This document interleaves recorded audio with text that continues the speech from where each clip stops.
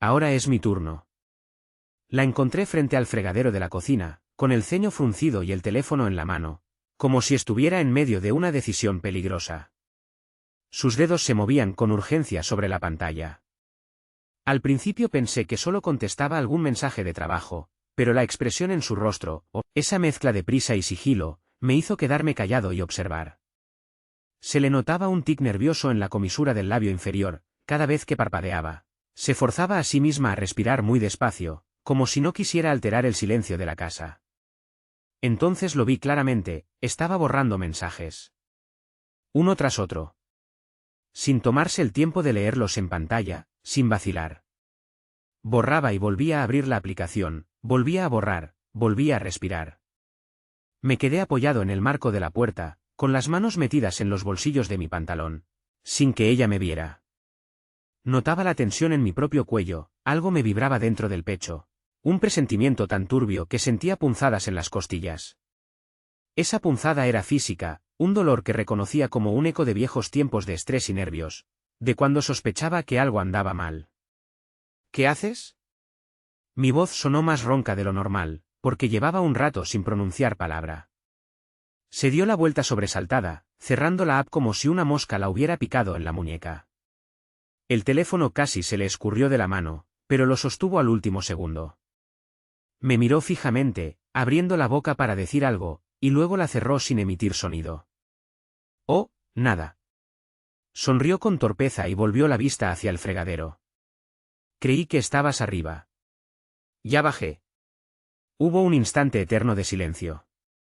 Mi corazón latía despacio pero con pesadez, como si una mano invisible lo aplastara. Sentí un tirón en el costado izquierdo, y el hormigueo en la nuca se hizo más intenso.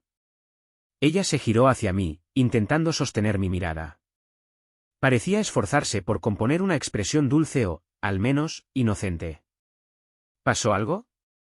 Dije yo, preguntando sin preguntar. No, es solo que, se acarició el cabello, sosteniéndolo atrás de la oreja. Asuntos del trabajo, ya sabes. Mucho estrés. No respondí. El silencio se hizo tan denso que pensé que oiría cómo mis costillas crujían con cada inhalación. Finalmente, ella levantó la barbilla, tragó saliva y habló con esa entonación suave que empleaba cuando quería dar por zanjado un tema. Debo irme. Tengo reunión en el club de mujeres.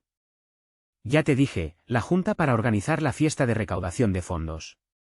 No volveré hasta la noche. No me moví. Ella dio un par de pasos, recogió su bolso de la mesa y se alejó de la cocina. Su perfume flotó unos segundos en el ambiente.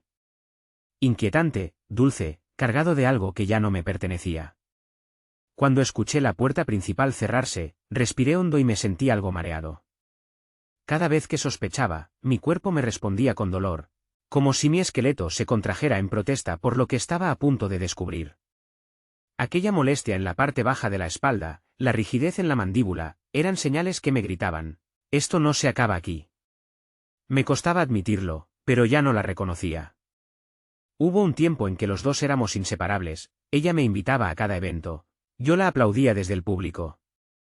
Fue ascendiendo en su trabajo, en su posición social, y yo me mantenía a su lado, con mi perfil más discreto, sumido en mis labores.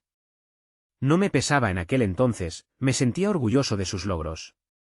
Sin embargo, las cosas habían cambiado demasiado. La primera vez que encontré algo sospechoso fue un par de semanas atrás, al revisar mi coche para buscar mi cargador de celular. En el asiento del pasajero descubrí una caja de bombones, y dentro había una nota, para ti, mi héroe. Te amo. Trevor. No supe qué me dolió más, leer ese nombre que no era el mío o el descaro de dejar la cajita allí. Me guardé el papel en la billetera. No dije nada. 3 semanas me mantuve así, observando, asintiendo cuando ella me hablaba de sus planes, consolándola cuando decía que sus obligaciones la estresaban. Miraba a los ojos a mi propia esposa, la misma con la que compartía la cama, y no podía dejar de imaginarla con ese desconocido. Repetía su nombre como un cuchillo, Trevor. El silencio se convirtió en mi arma y en mi cárcel al mismo tiempo. Quería exigirle respuestas, gritarle que me hablara con la verdad. Pero algo me detenía. Tal vez necesitaba más pruebas, tal vez era mi miedo a enfrentar la realidad. Cuando por fin vi las imágenes en su teléfono, una noche que lo dejó cargando en la sala y se durmió sin bloquearlo, tuve la confirmación. Un hotel, una cama con sábanas revueltas, y él, un hombre fornido con una gorra de bombero. Ella sonreía en la foto, envuelta en una toalla, con el cabello todavía mojado.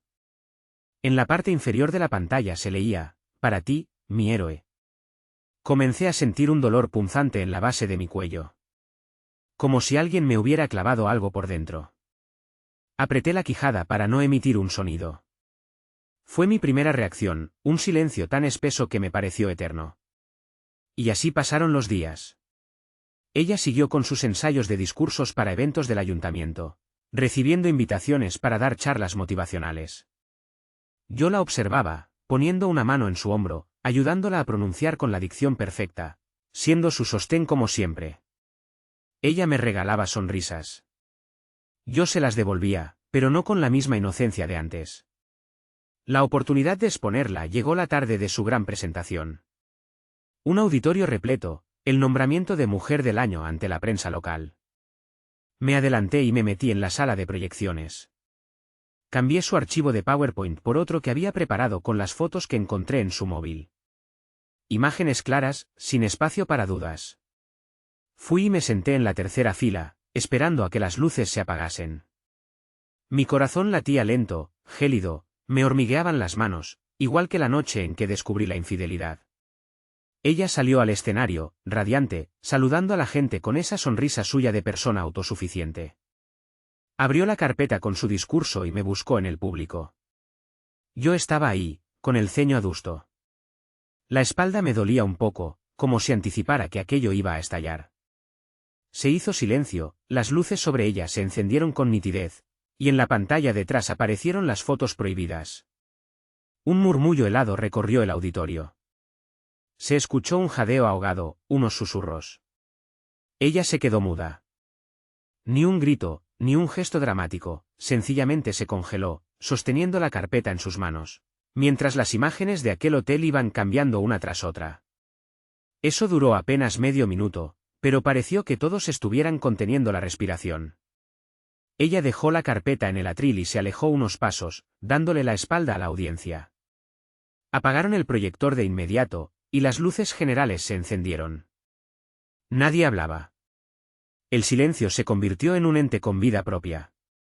Entonces, desde mi asiento, rompí ese momento con un lento aplauso. Di 3 palmadas, secas, cada una resonando como una bofetada. Luego me levanté y salí del lugar. No necesité voltear para saber que ella me estaba mirando, ni quise ver la expresión de los presentes. Con eso bastaba.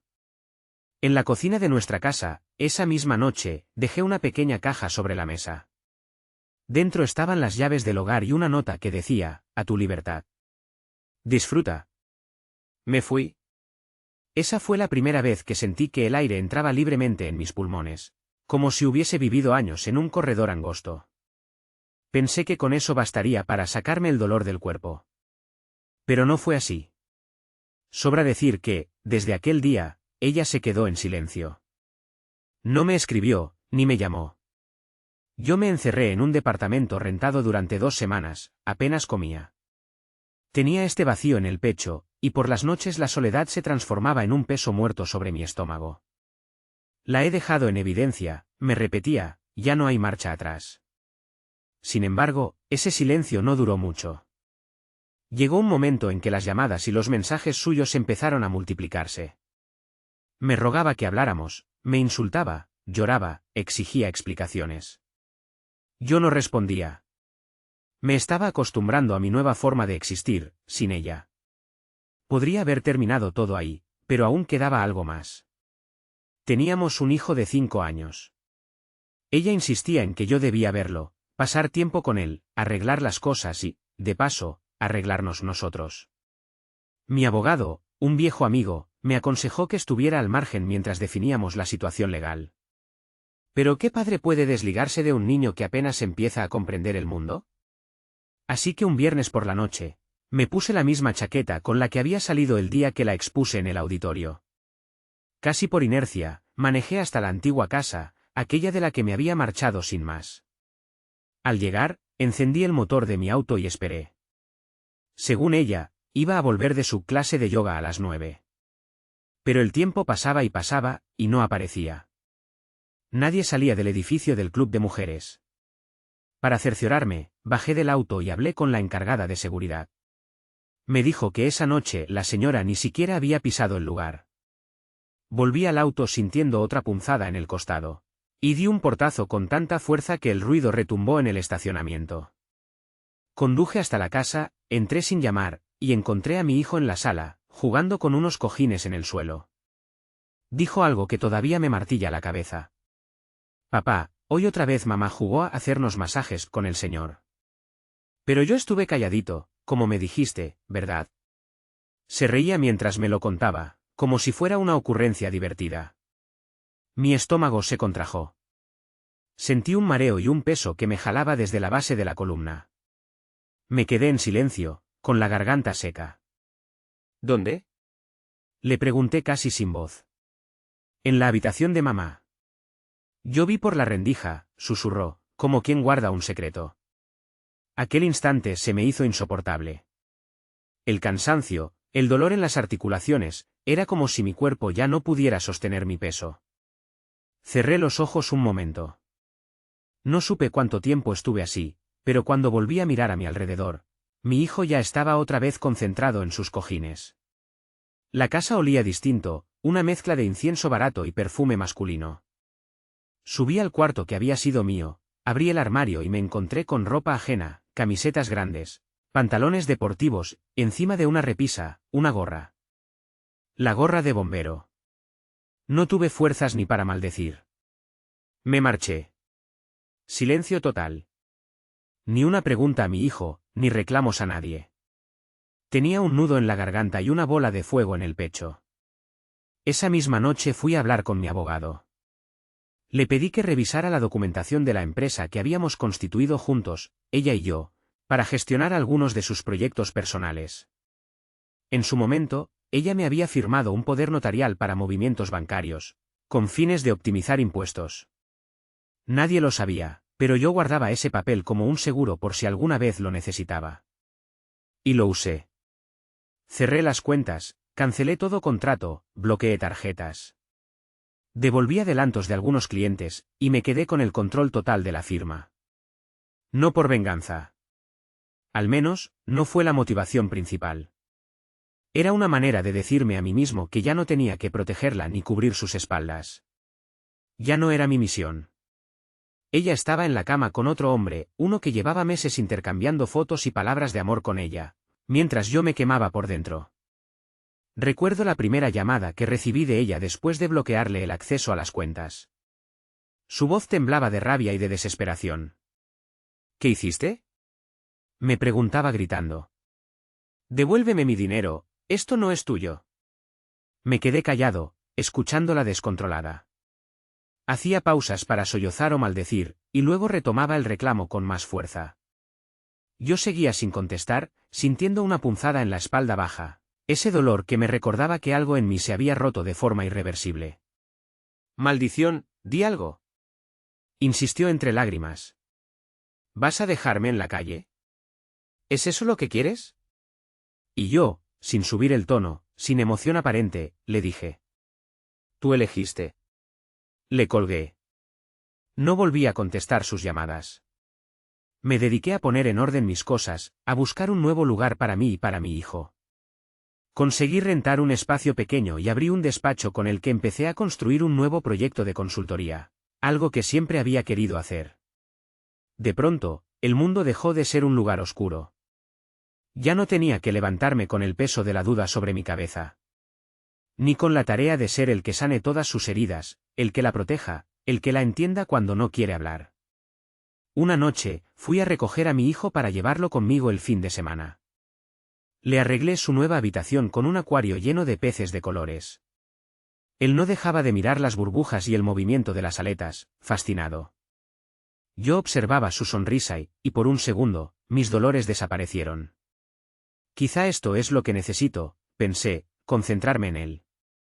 Días después, Empecé a experimentar una sensación de alivio tan grande que llegué a dudar si me estaba volviendo insensible.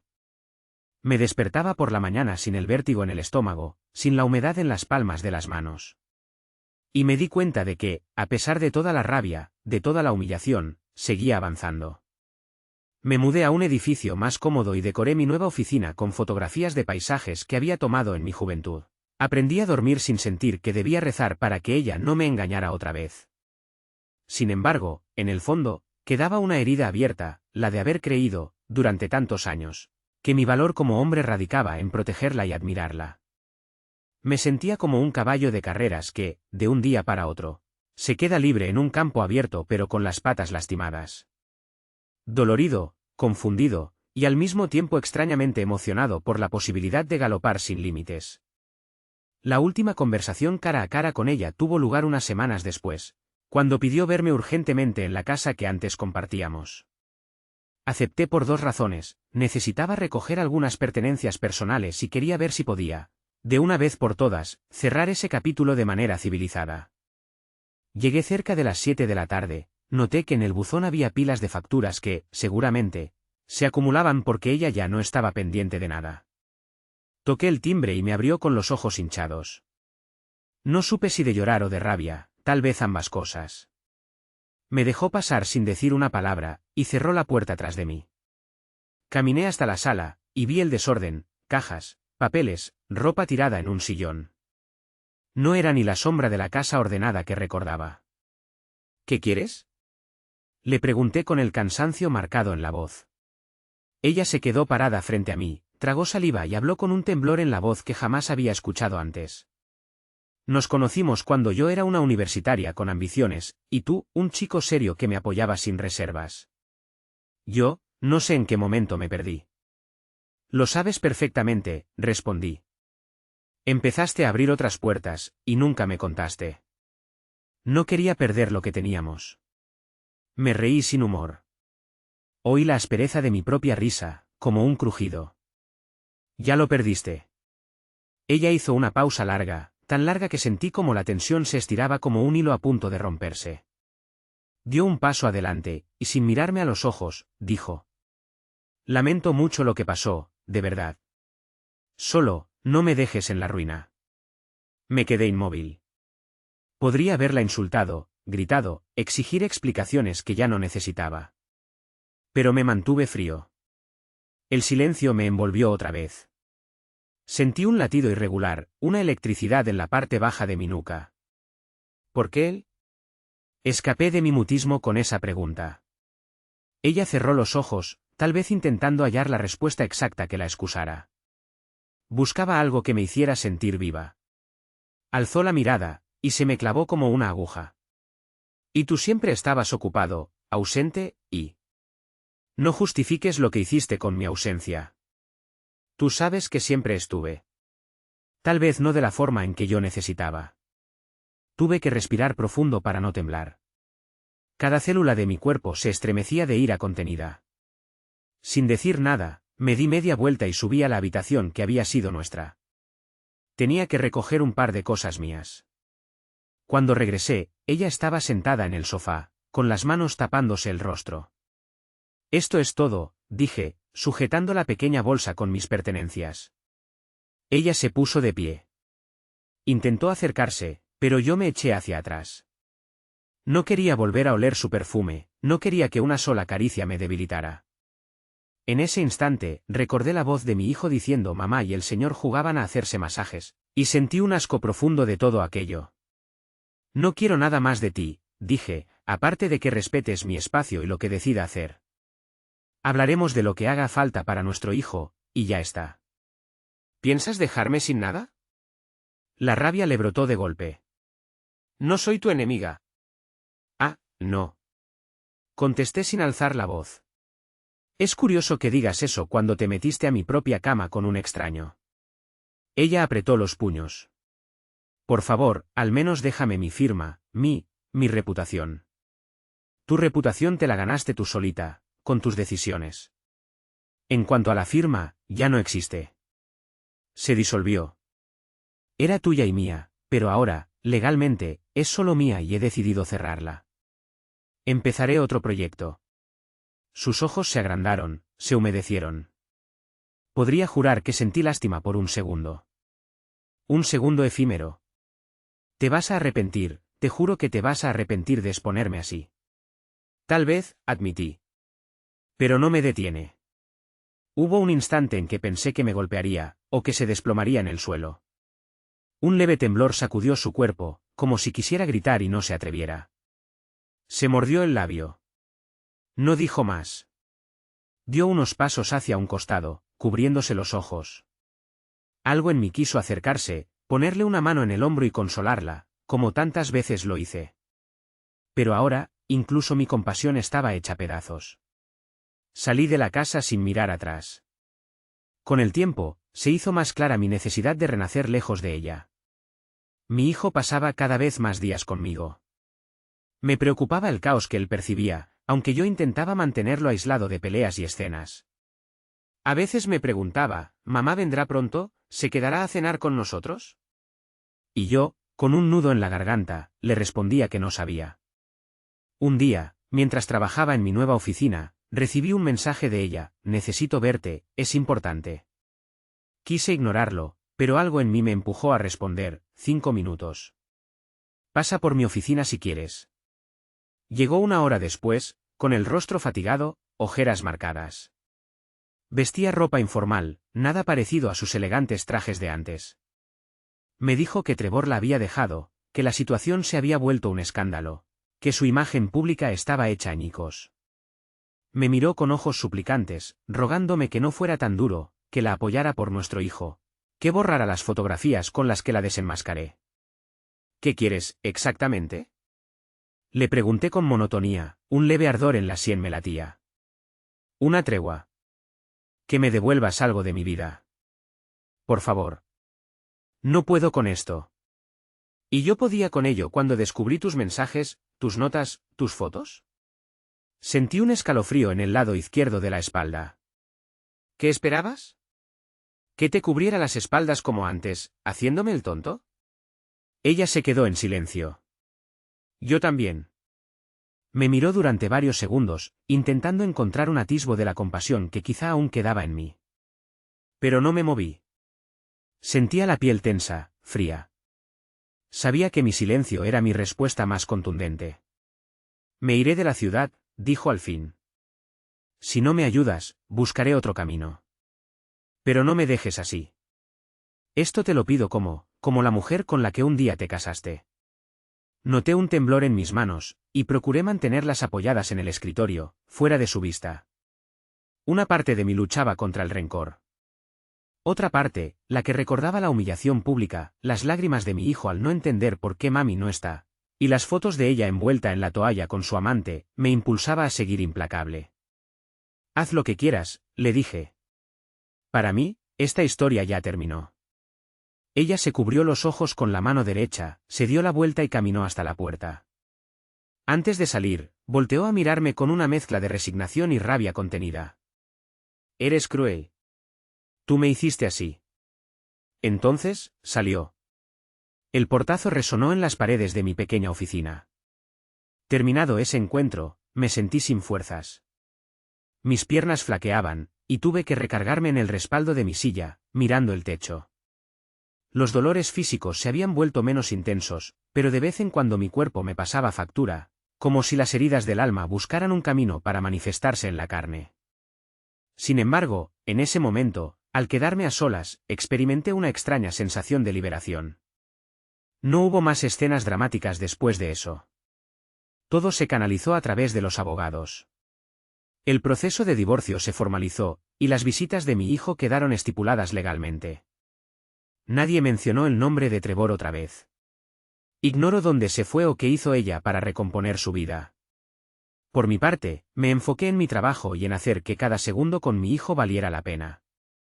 En las noches, a menudo, me despertaba empapado en sudor, con la imagen de aquella caja de bombones en el coche, la nota para ti, mi héroe clavada en mi mente. Volvía a sentir la punzada en las costillas y el vacío en el estómago. Pero al abrir los ojos, recordaba que todo aquello ya estaba atrás, que mi casa no era la de siempre y que en ese nuevo espacio yo era el dueño absoluto de mi silencio y mi dignidad. Hay algo que aprendí de este infierno, el frío también es una emoción. Me convertí en un hombre que no necesita gritar para expresar rabia, en alguien que puede amar a su hijo sin mirar atrás con remordimientos, y en alguien que se da permiso para sentir el dolor físico como un aviso, una alerta de que algo no va bien.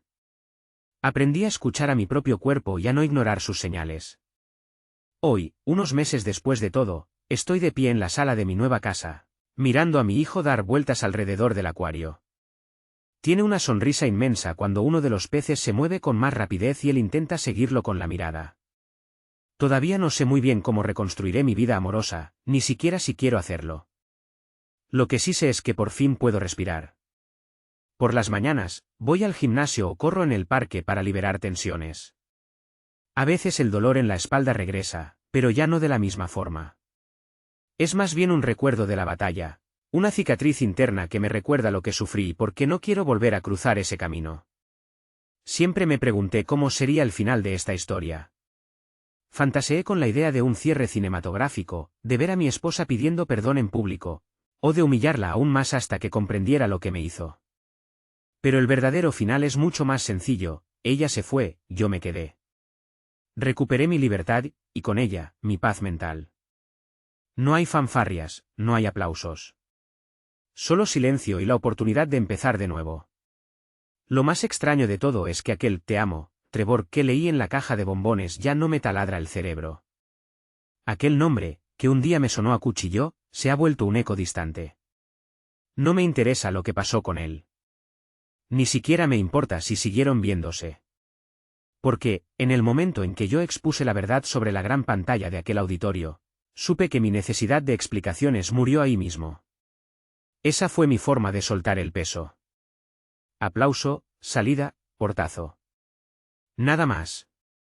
Ahora, la gente dirá, pobre hombre, cómo lo engañaron o qué fuerte lo que hizo con las fotos y con la empresa. A mí ya no me importa. Mis noches están limpias de culpas, y mis días transcurren sin las ansias de chequear un teléfono a escondidas. He aprendido a callar, a escuchar mis latidos y mis dolores. Sin gritos, sin demandas al vacío. Porque a veces el silencio es el golpe más duro que se puede dar. Hoy, mientras sirvo un poco de jugo a mi hijo y veo su carita inocente, entiendo que nunca fui débil por amar o confiar. Era simplemente yo, un hombre que creía en la lealtad. Y aunque el mundo se derrumbó sobre mí, salí vivo, con algunas cicatrices en el cuerpo y un temperamento más templado. Afuera, el sol se va ocultando y el cielo toma un matiz anaranjado. Mi hijo me pregunta si después de cenar jugaremos con los peces, y le digo que sí, que haremos lo que quiera. El pequeño asiente con ojos brillantes. Entonces, me quedo mirando esa estampa de tranquilidad que jamás habría imaginado tener hace unos meses. La verdad es que volvería a hacer lo mismo. Volvería a reunir las pruebas, a mantener la compostura y a exponerla. No por venganza, sino por la necesidad de ser fiel a mí mismo. Recuerdo la última nota que le dejé, a tu libertad. Disfruta. Siento la ironía de esas palabras. Le di lo que, al parecer, tanto había buscado en brazos de otro. Y al hacerlo, encontré mi propia libertad. Tengo la certeza de que ningún reencuentro y ninguna súplica cambiarán eso. Tal vez, en otra vida, las cosas habrían sido diferentes. Tal vez, si hubiera hablado con ella desde el primer indicio de engaño, o si mi dolor no se hubiera convertido en un guión de venganza. Pero no fue así. La vida real no tiene pausas ni segundas tomas perfectas. Sucede, y uno lidia con las consecuencias.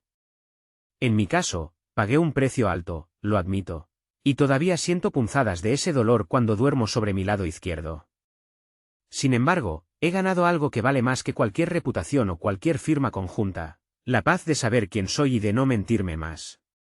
Me acerco a la ventana y miro el reflejo de mi rostro en el vidrio. Mis facciones lucen más duras, mis ojos están más hundidos, pero hay un brillo que no conocía antes. Es la determinación de alguien que ha sobrevivido a la tormenta.